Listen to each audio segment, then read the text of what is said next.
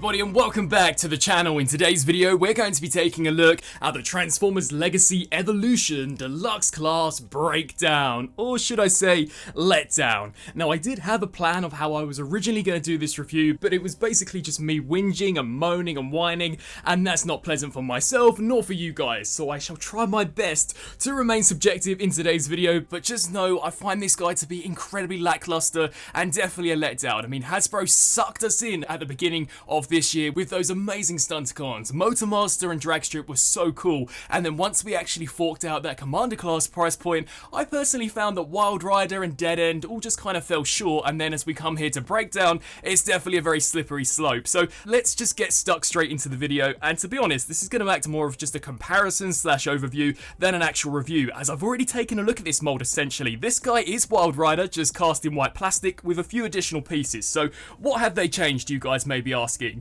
Their head sculpt is brand new, and I'll give them credit. I mean, it looks cool, definitely how Breakdown appeared in the original series, painted very nicely. I also like the new chest piece that we have here. Not the biggest fan of these glaring ugly screw holes. This was an issue that I originally had with Wild Rider, and it still retains with this guy, and they did actually retool the back of the legs to kind of give him his Lambo mode when we get him turned into a car, but even that is super lackluster. And they also gave us a few new accessories. So he does come with one gun, one that is not Energon infused, as this is Legacy Evolution, and one that doesn't look the greatest, and it's not a dual pistol either. We don't actually get two of these, it is only one, which again is a downgrade in comparison to the other Deluxe Stunticons. And the final accessory we get with this guy is the rear spoiler. Now this thing is detachable and you have to remove it to transform him. I just think that is so lazy. We've seen them utilize spoilers on other Transformers like the Earthrise Wheeljack and actually engineer a cut right down the middle which allows you to rotate this in vehicle mode so that it can actually stay on the figure during transformation. And I'm almost certain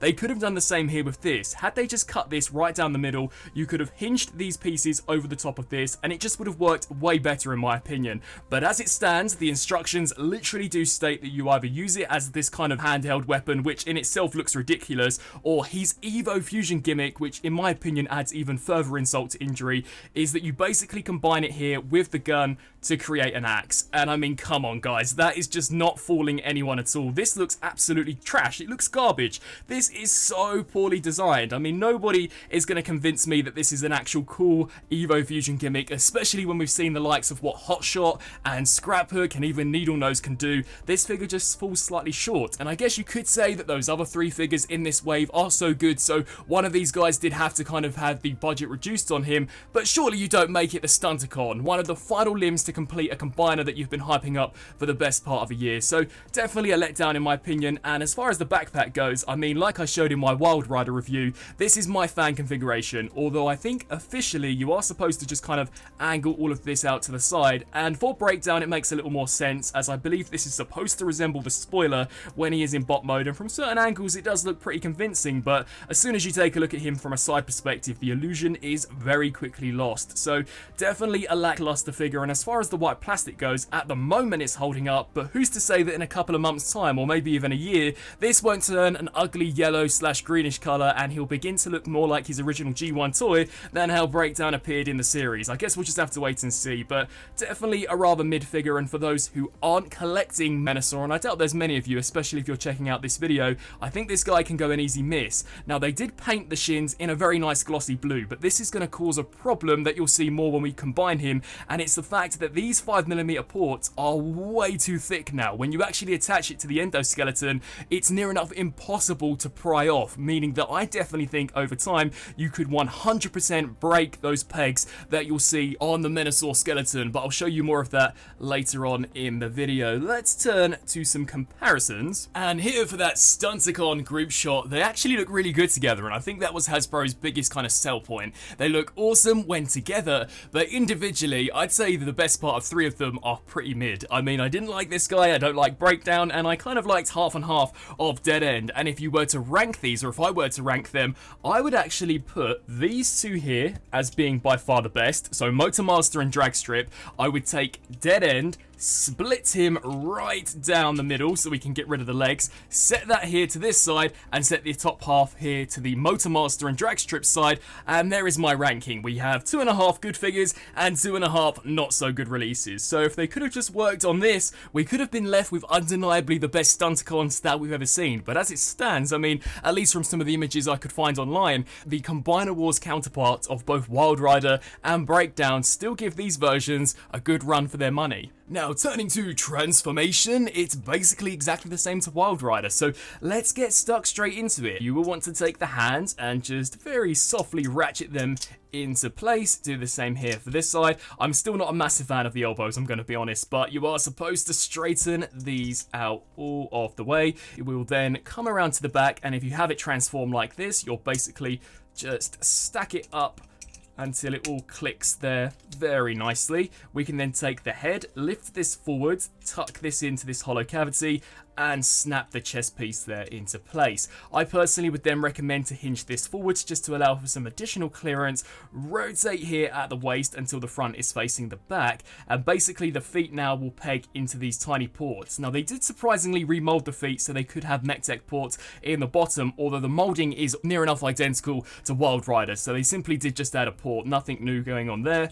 But just peg them in there, hinge these sections open, and as you guys would guess, fold them in upon themselves just like this, and do the same for the opposite side. We can then snap these two sections into place and shoot that tab into the back. Come here to the underside, snap these sections in, and basically just align these tiny tabs underneath this section of the vehicle mode. So do it on this side, little fiddly, get yourself in there, and do the exact same here for the opposite side. So snap that into place. We then take this front portion, flex it over the top, snap that in there, take the windscreen, clip that into place, and for some finishing touches, we basically come back to the accessories. So take the spoiler, again, why this is removable is completely beyond me, but snap that in there, come here to the underside, and the gun does actually peg into this slot. So this section will peg in there very nicely, and there we have Breakdown, fully transformed up into his average at best vehicle mode. Now I've tried to turn as many lights off in the review station as possible just so you guys can get a better appreciation of the details, but it's just an incredibly lackluster car. I mean, we've seen Hasbro approach faux Lamborghinis in the past. We saw it with Sunstreaker, the Kingdom Earth mode sideswipe, and to be honest, I thought they were both incredibly good examples. They actually look really cool, and had they applied something similar to the molding of this guy, I think it would have been the saving grace, but as it stands, most of this is just a reuse. So here at the front, identical to Wild Rider. As you guys can see, it is the exact same car all the way up until we get to this rear piece. I do like the details at the front, and I love the blue trim that is going all the way around the vehicle. That is a super nice touch, and for the most part, the paint apps are okay. There are a few scratches on the edges, but that's probably my own personal fault when handling this guy, and I also like the gunmetal that we have in the rims, but this looks really ugly with this kind of white mushroom peg, and like I said, this back half is retooled, looks decent, but I just really wish they would have gone all out and done the same here for the front. Now the spoiler, whilst looks awesome in vehicle mode, I mean that actually looks pretty sick, and I think had they not included this, I would have had an even bigger issue with it, but I just don't understand why it couldn't have split in a similar way to Wheeljack. I definitely think that would have been way more effective transformation wise, and probably would have created a little more leeway with collectors, but yeah, in general, not the best. Now, in terms of comparisons, here we have Breakdown alongside the rest of the Stunticons in their alt modes, and in all looking super sick. I mean, I love the way they look in car mode, despite Breakdown undeniably being the worst out of them all. I don't think he looks too bad as being part of a team. If he was just to be on his own, he would look bad, but considering these other Stunticons, I think as a set, they actually do look pretty sweet together. Now, turning to the combined mode, Menasor is finally complete. Now we have Breakdown, and I think that's probably the most exciting thing Breakdown has going for him, that he is the final Stunticon where you need to truly complete Menasor, but I do have a few things to mention before we actually go ahead and do it. So as we come around to the back, as you guys can see, I have had a peg snap clean off. Now this is no fault at all to Breakdown,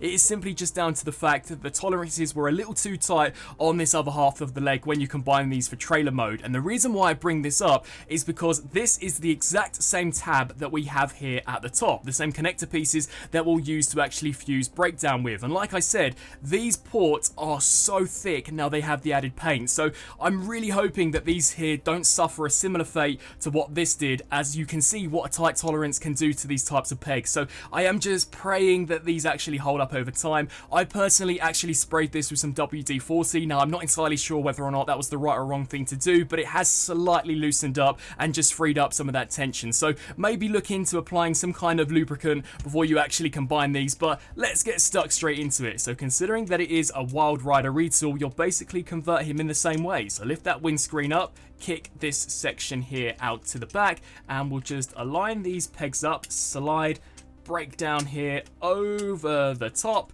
on both sides. So just snap him there into place, and as you guys can see, that will then fill out this front piece, and there we have Menasor fully completed. Now I won't show the full combiner in this review, you'll have to wait just a little longer for my upcoming review, but definitely glad to have this guy finished. At least in my opinion, this is the only reason to actually pick Breakdown up. And wrapping up on this review for the Transformers Legacy Evolution Deluxe Class Breakdown, this guy's just lackluster. I mean, there's really no way to sugarcoat it, and I'm certain you guys more or less feel the same. I mean, it started off so strong. We got Drag Strip, we got Motormaster, both of those were terrific, and then we began to get Wild Rider, Dead End, which were just kind of plateauing in terms of how cool they were, and now we're left with Breakdown, which is by far the worst designed out of all of them in my opinion. I mean, I know there may be some out there that disagree, but I think the vast majority will agree. At least to me, he's good for one thing and one thing only, and that's being combined with Menasor, and in that regard, he's even not that good, as at least on my copy the tolerances are just super tight, so